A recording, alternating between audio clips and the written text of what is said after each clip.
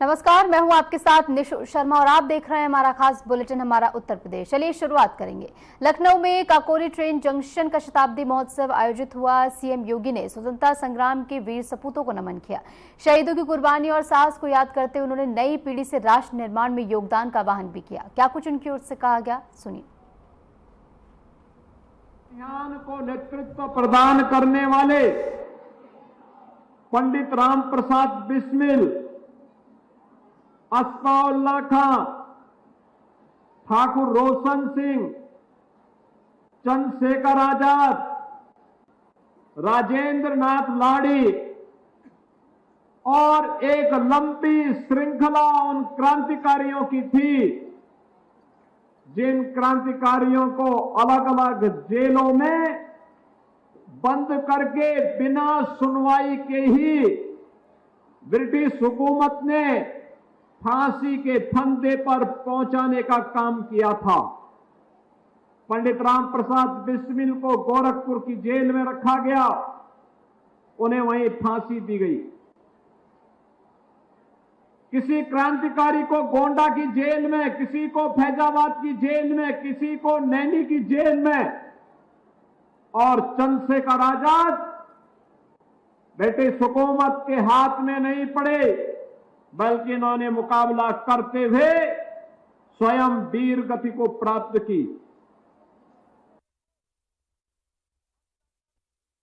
एक बड़ी खबर आपको बता दें, बांके बिहारी ट्रस्ट पर रोक लगी है। यूपी सरकार ने ये ट्रस्ट बनाया, बताया जा रहा है। मंदिर देखभाल का केस ट्रांसफर हुआ है और केस हाईकोर्ट को भेजा गया है। तो बड़ी खबर हम आपको बता रहे हैं, जहां केस को अब हाईकोर्ट पर ट्रांसफर कर दिया गया है और मंदिर देखभाल का केस ट्रांसफर हुआ है। यूपी से इस वक्त की बड़ी खबर हम आपको बता रहे हैं, जहां पर यूपी से खबर है और यूपी सरकार ने एक ट्रस्ट बनाया था और बांके बिहारी ट्रस्ट पर फिलहाल रोक लगा दी गई। जैसे कि हमने आपको बताया, यूपी सरकार की ओर से ट्रस्ट बनाया गया था। मंदिर देखभाल का केस अब ट्रांसफर हो गया है। इसमें बड़ा अपडेट ये निकलकर सामने आया है। केस हाईकोर्ट को भेजा गया है, अब हाईकोर्ट में इसकी सुनवाई होगी। ऐसे में देखना बेहद महत्वपूर्ण होगा कि आगे की प्रक्रिया किस तरीके से चलेगी।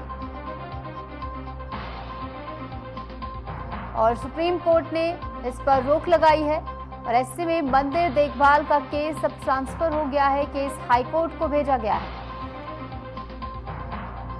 केस हाईकोर्ट को भेजा गया है और ऐसे में हाईकोर्ट में अब इस पर सुनवाई होगी। खबर बरेली से है, जहां मुख्यमंत्री योगी आदित्यनाथ के दौरे के दौरान महिला सशक्तिकरण की दिशा में एक ऐतिहासिक कदम उठाया गया। बरेली पुलिस ने विशेष महिला एसओजी कमांडो यूनिट वीरांगना यूनिट की शुरुआत की। पुलिस अधीक्षक के निर्देशन और अपर पुलिस अधीक्षक के नेतृत्व में गठित इस यूनिट में 8 प्रशिक्षित महिलाएं कांस्टेबल शामिल हैं, जो nunchaku, stick combat, mixed martial arts और वेपन्स हैंडलिंग जैसी तकनीकों में दक्ष हैं।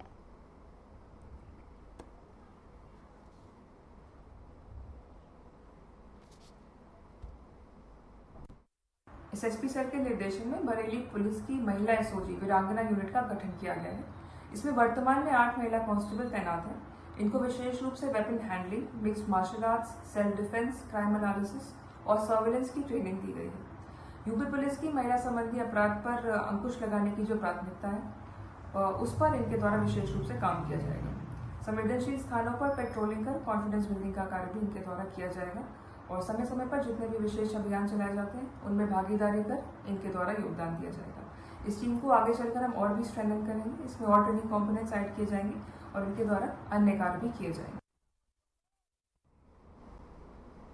खबर राजधानी लखनऊ से है, जहां पूर्व डीजीपी डीएस चौहान ने सीएम से मुलाकात की। टी20 लीग के चेयरमैन और पूर्व डीजीपी डीएस चौहान ने सीएम योगी को 17 अगस्त से 6 सितंबर तक एकाना स्टेडियम में होने वाली क्रिकेट लीग का निमंत्रण दिया। डीएस चौहान ने सीएम योगी की इस पहल से यूपी को खेल पावर हाउस बनाने की बात कही।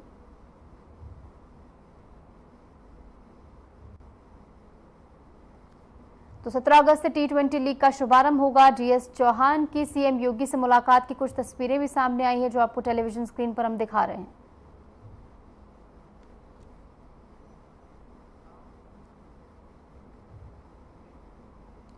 उत्तर प्रदेश के अलीगढ़ से जहां शहर की साफ सफाई को लेकर मेयर और नगर आयुक्त की प्रेस वार्ता हुई, तो नगर आयुक्त की प्रेस वार्ता के बाद स्वच्छ भारत अभियान के तहत शहर की साफ सफाई पर जोर दिया गया है और इसी के साथ साथ गंदगी फैलाने वालों पर सख्त कार्रवाई की मांग भी यहां पर की गई।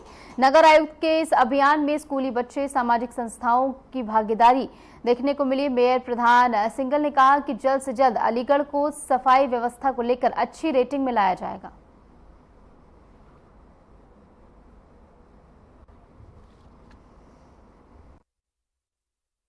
देखिए, सबसे पहले तो इसमें सबसे खास बात रहेगी, जैसा माननीय मेयर साहब ने अभी वक्तव्य दिया कि इसमें जन सहयोग को सुनिश्चित किया जाएगा, क्योंकि बहुत बार होता है अभियान चलते हैं, उस दिन चलते हैं, उसके बाद अभियान समाप्त हो जाते हैं, खत्म हो जाते हैं। इस अभियान को सतत चलाया जाएगा, लोगों को इसमें एक हिस्सेदार बनाया जाएगा ताकि लोगों को रिस्पॉन्सिबिलिटी लगे कि मेरे शहर को साफ रखना भी मेरी ही जिम्मेदारी है, जैसे मैं अपने घर को साफ रखता हूँ।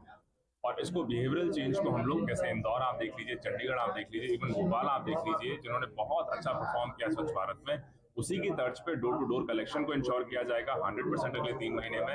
जितने हमारे डंपिंग पॉइंट्स हैं उनको पूरी तरह समाप्त किया जाएगा अलीगढ़ नगर निगम क्षेत्र से। इसके अलावा जितने हमारे खाली प्लॉट्स हैं, जो डंपिंग साइट्स बनते चले जा रहे हैं, उनको पूरी तरह क्लीन करके उनको सफाई की जाएगी। प्लस लोगों को प्रेरित किया जाएगा अपनी अपनी बाउंड्री बना लें। और जो हमारे मुख्य कमर्शियल एरियाज हैं, बल्क जनरेटर्स हैं, उनको भी समझाया जाएगा कि आप अपने यहाँ डस्टबिन रखिए, डोर टू डोर की गाड़ी को ही आप कचरा दें। अगर उसके बावजूद लोग नहीं मानते हैं तो फिर उस पर कड़ी कार्रवाई की जाएगी, फाइन लगाया जाएगा और अगर हमें कोई प्रतिष्ठान सीज करना पड़ेगा तो उसको भी हम करेंगे। आने वाले वेडनेसडे को, नेक्स्ट वीक 13 अगस्त को स्वच्छ अलीगढ़ स्वस्थ अलीगढ़ नाम से एक मिशन इस शहर में जन भागीदारी के साथ हम शुरू करने जा रहे हैं।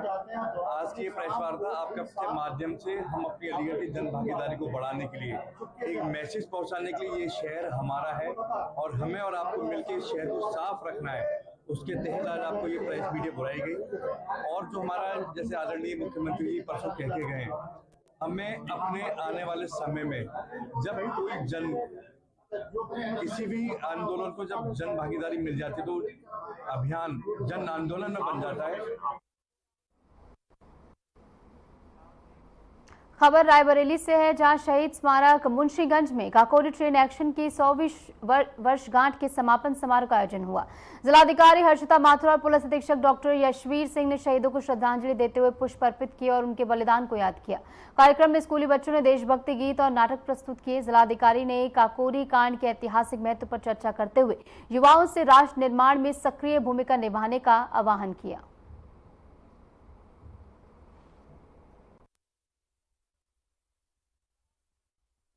आज हम सभी मुंशीगंज शहीद स्मारक स्थल पर मौजूद हैं और यहाँ पर काकोरी ट्रेन एक्शन दिवस के उपलक्ष्य में आज यहाँ पर कार्यक्रम किया गया है। स्कूली बच्चों के द्वारा सांस्कृतिक कार्यक्रम प्रस्तुत किए गए हैं। हमारे जो स्वतंत्रता संग्राम सेनानी आश्रित गण हैं, उनके भी पदाधिकारी यहाँ पर मौजूद रहे और इस जो घटना थी काकोरी ट्रेन एक्शन डे की, उसको याद किया गया, जो हमारे वीर शहीद।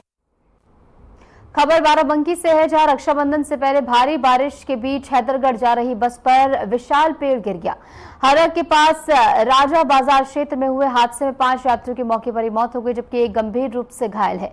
बस में कुल 60 यात्री सवार थे। सभी घायलों को ट्रॉमा सेंटर में भर्ती कराया गया है। जिलाधिकारी शशांक त्रिपाठी ने राहत कार्यों का जायजा लिया है और पेड़ हटाकर मार्ग बहाल किया गया है। वहीं मुख्यमंत्री योगी आदित्यनाथ ने हादसे पर शोक व्यक्त किया है। मृतकों के परिजनों को 5 लाख की आर्थिक सहायता देने के निर्देश भी दिए हैं। साथ ही घायलों के उचित इलाज के निर्देश भी उनकी ओर से दिए गए हैं।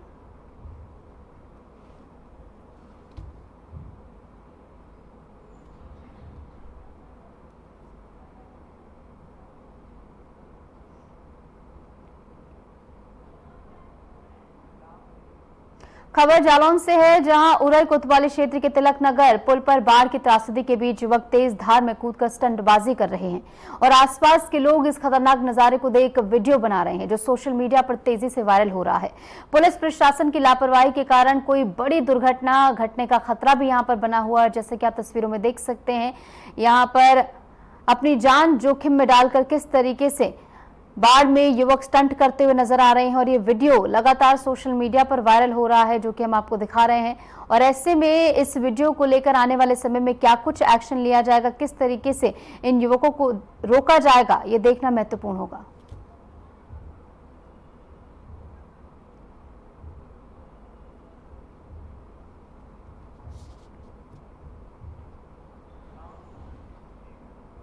खबर चंदौली से है, जहां गंगा नदी के बाद अब कर्मनाशा नदी भी उफान पर है। नौगढ़ स्थित चंद्रप्रभा बांध से 16,000 क्यूसेक पानी छोड़ा गया है, जिससे लतीफ शाह डैम होते हुए शाहगंज और सकलडीहा और चकिया क्षेत्रों में बाढ़ का खतरा मंडरा रहा है। प्रशासन ने अलर्ट जारी कर लोगों से अफवाहों पर विश्वास न करने का आह्वान किया और इसी के साथ साथ तटवर्ती इलाकों में सतर्कता बरतने को प्रशासन की ओर से कहा गया है। तो बाढ़ का खतरा बरकरार है, कर्मनाशा नदी भी उफान पर है और ऐसे में लोगों को हिदायत दी जा रही है कि अफवाहों पर विश्वास ना करें और खासकर तटवर्ती क्षेत्रों में जो लोग रहते हैं वो किसी सुरक्षित स्थान पर चले जाएं, ये प्रशासन की ओर से कहा गया है।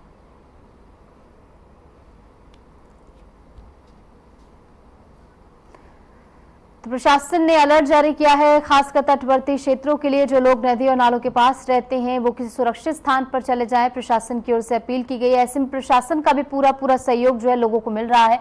और जैसा कि तस्वीरों में आप देख सकते हैं, कर्मनाशा नदी जो कि उफान पर है, क्योंकि पानी जो छोड़ा गया है उसके चलते नदी का जलस्तर जो है वो बढ़ गया है। ऐसे में उफान पर ये नदी नजर आ रही है और लोगों को इस बीच सतर्क रहने को कहा जा रहा है। हालांकि जो तमाम अफवाहें फैल रही है उनसे भी बचने की हिदायत प्रशासन की ओर से दी गई है, लेकिन खुद की सतर्कता अपने हाथ में हो, ये प्रशासन की ओर से कहा गया है। और खासकर उन लोगों के लिए जो कि तटीय क्षेत्रों में रहते हैं, नदियों और नालों के पास रहते हैं, लगातार हो रही बारिश के चलते नदियों का जलस्तर लगातार बढ़ रहा है। ऐसे में बाढ़ का खतरा बना हुआ है तटवर्ती क्षेत्रों में, इसलिए प्रशासन की ओर से सहयोग भी किया जा रहा है और इसी के साथ साथ हिदायत भी दी जा रही है लोगों को कि किसी सुरक्षित स्थान पर वो चले जाएं। प्रशासन की ओर से भी तमाम व्यवस्थाएं की गई हैं।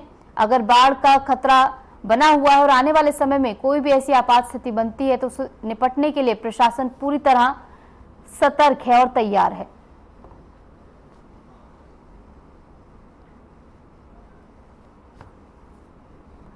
और तस्वीरें भी आपको दिखा रहे हैं, चंदौली से तस्वीरें हैं जहां पर बहाव के जरिए आप समझ सकते हैं कि किस तरीके से उफान पर नदी है। जो पानी छोड़ा गया है उसके चलते नदी का जलस्तर बढ़ गया है और ऐसे में लोगों को सतर्क रहने की सबसे ज्यादा जरूरत, यही बात प्रशासन की ओर से भी कही गई है, जैसे कि हमने आपको बताया।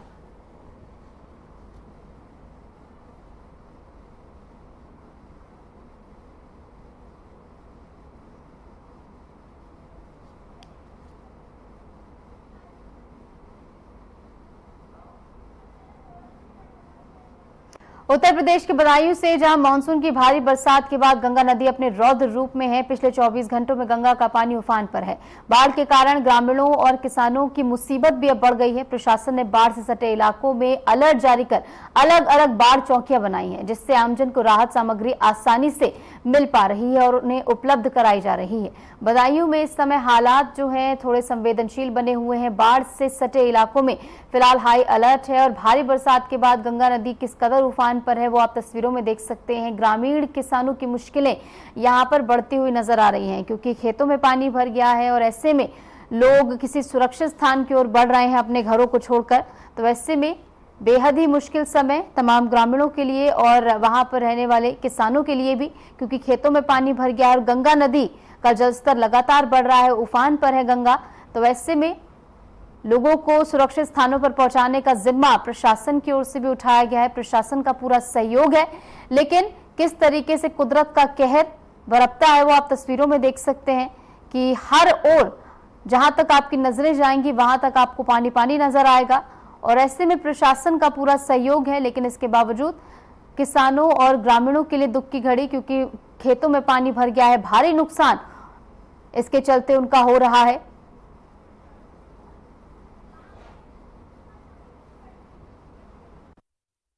सर कब से बढ़ाई जलस्तर? 3 दिन है साहब, 3 दिन से बढ़ रहा हो बराबर। अच्छा, हाँ। क्या समस्या के लोगों के खेतों तक पहुंचा है? पानी अभी नहीं पहुंचा है? सब खेतन के पानी दिख रहे हो, जहाँ से ना देख लो तुम तो पानी चारों लोगों के खेतों की नजर कर लो, सब में पानी ठाड़ हुआ है, कोई कसर ना है पानी की। लोगों को समस्याएं हो रही होंगी इससे? बहुत कच्चा समस्या क्या होना, पौधे तक दुखी है, अब तो पौधे चुगने को बेकार है। अच्छा, दुनिया में घास ही नहीं दिख रही, तुम्हें घास दिख रही है? अभी किसी गाँव से खबर पीलीभीत से है, जहां स्वयं सहायता समूह की महिलाओं ने करीब 1000 तिरंगा राखियां बनाई हैं और इंडो नेपाल बॉर्डर पर तैनात एसएसबी जवानों को ये भेजी गई हैं। ये पहल जिला प्रशासन ने की है ताकि रक्षाबंधन पर जवानों को अकेलापन महसूस ना हो। ये पहल जवानों के प्रति सम्मान और स्नेह की मिसाल भी बनी है। इसी क्रम में डीएम ने एक स्कूल में छात्राओं से राखी भी बंधवाई है और ये तस्वीरें भी निकलकर सामने आई हैं, जहां पर डीएम स्कूल में पहुंचे और छात्राओं से उन्होंने राखी बंधवाई है। और पीलीभीत से सीमा पर स्नेह का ये उदाहरण, जवानों को तिरंगा वाली राखियां भेजी गई हैं। रक्षाबंधन पर जवानों का सम्मान यहां पर किया गया है। महिलाओं ने अपना प्यार और सम्मान जवानों को भेजा है जो कि बॉर्डर पर तैनात होकर देश की रक्षा करते हैं। ऐसे में उन्हें अकेलापन महसूस ना हो, क्योंकि वो अपने घर नहीं जा पाते हैं त्योहार के समय में भी। तो ऐसे में महिलाओं की ओर से पहल, जहां पर तिरंगे की राखी जवानों के लिए बनाकर भेजी गई है, जिससे उन्हें अकेलापन महसूस ना हो।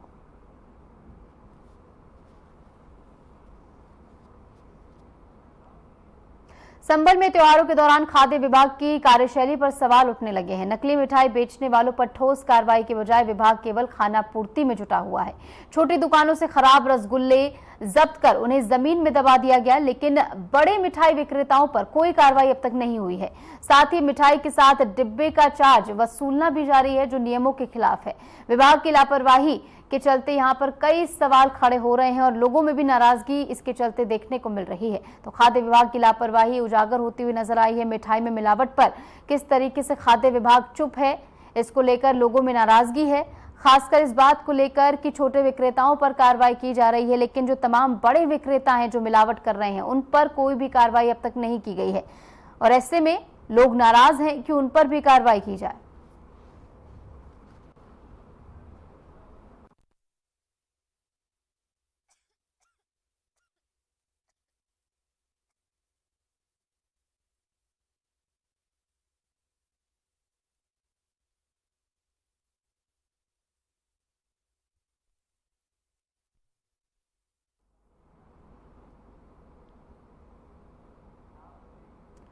उत्तर प्रदेश से, जहां सिद्धार्थनगर के डुमरियागंज थाने में रक्षाबंधन पर स्कूली बच्चों ने पुलिसकर्मियों को राखी बांधी है, तो वहीं थाने में तैनात पुलिसकर्मियों ने बच्चियों से राखी बंधवाकर उन्हें उपहार भी दिए हैं। इस अवसर पर सभी अधिकारी मौजूद रहे। इस कार्यक्रम का लक्ष्य समाज में सौहार्द स्थापित करने का है। तो रक्षाबंधन के पर्व पर जगह जगह से बेहद ही खूबसूरत तस्वीरें सामने आ रही है, जहां पर सिद्धार्थनगर से ये तस्वीर सामने आई है, जहां पर पुलिसकर्मियों ने बच्चियों से राखी बंधवाई है और इसी के साथ साथ उन्हें उपहार भी दिया गया है। और ये बेहद ही खास तस्वीरें हैं, जहां पर रक्षाबंधन के पावन अवसर पर छोटी छोटी बच्चियां जो हैं वो पुलिसकर्मियों को राखी बांध रही हैं और पुलिसकर्मियों की ओर से उन्हें उपहार दिया गया है। गाजियाबाद से, जहां स्कूली छात्राओं ने लोनी ट्रॉनिका सिटी में पुलिसकर्मियों की कलाई पर राखी बांधी है, तो वहीं लिटिल स्टार पब्लिक स्कूल की नन्ही छात्राओं द्वारा थाना प्रभारी सरबन कुमार गौतम की कलाई पर राखी बांधी गई। थाना प्रभारी द्वारा सभी छोटी बहनों को कामयाब होने का आशीर्वाद भी दिया गया है।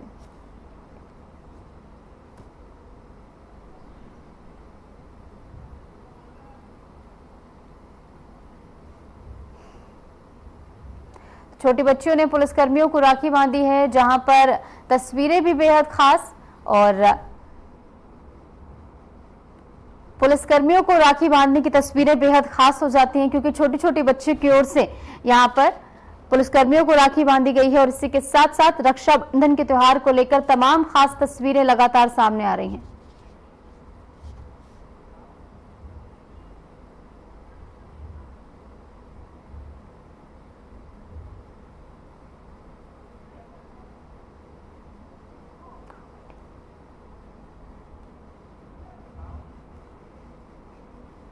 खबर गोरखपुर से है, जहां मुंशी प्रेमचंद पार्क में रक्षाबंधन के अवसर पर हिंदू बहनों ने मुस्लिम भाइयों को राखी बांधकर उनकी लंबी उम्र की कामना की। मुस्लिम भाइयों ने भी उनकी रक्षा का संकल्प लिया और पर्यावरण संरक्षण का संदेश देते हुए बहनों को पौधे उपहार स्वरूप दिए। समाज सेवी आफ्ताब अहमद ने कहा कि ये पर्व भाई बहन के रिश्ते का प्रतीक है और सभी धर्म के लोग इसे मिलजुल कर मनाते हैं। वहीं अनवर हुसैन ने कहा कि आयोजन हिंदू मुस्लिम एकता और सुरक्षा का संदेश देता है, साथ ही पर्यावरण संरक्षण पर भी जोर देता है। तो गोरखपुर से गंगा जमनी तहसीब की एक तस्वीर सामने आई है, जहां पर जो हिंदू बहनें हैं उन्होंने मुस्लिम भाइयों की कलाई पर राखी बांधी है और इसी के साथ साथ एकता का संदेश दिया है। और यही नहीं, यहां पर पर्यावरण संरक्षण का संदेश भी दिया गया।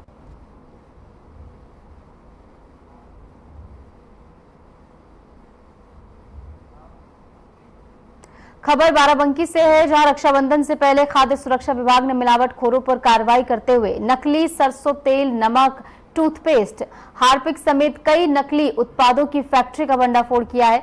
बता दें कि मसौली क्षेत्र में कई बड़े ब्रांड के नाम पर यह गोरख धंधा चल रहा था। सहायक आयुक्त डॉक्टर शैलेंद्र प्रताप सिंह के नेतृत्व में यहां पर कार्रवाई की गई है। अभियान में नकली सामान जब्त किया गया है। मौके पर 2 लोगों को भी पकड़ा गया है, जिनके पास कोई वैध दस्तावेज नहीं पाए गए। कॉपीराइट उल्लंघन के तहत मामला दर्ज किया गया है और सैंपल जांच के बाद कानूनी कार्रवाई की जाएगी।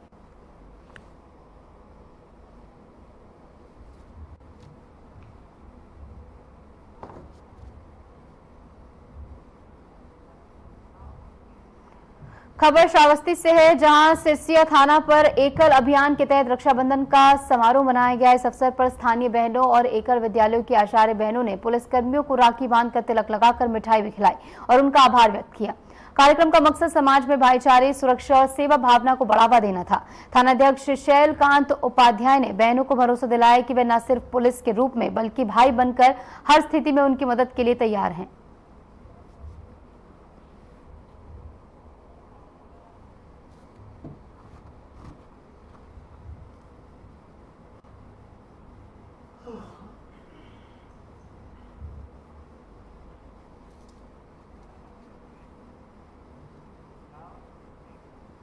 और फिलहाल के लिए हमारे इस खास बुलेटिन में इतना ही। नमस्कार।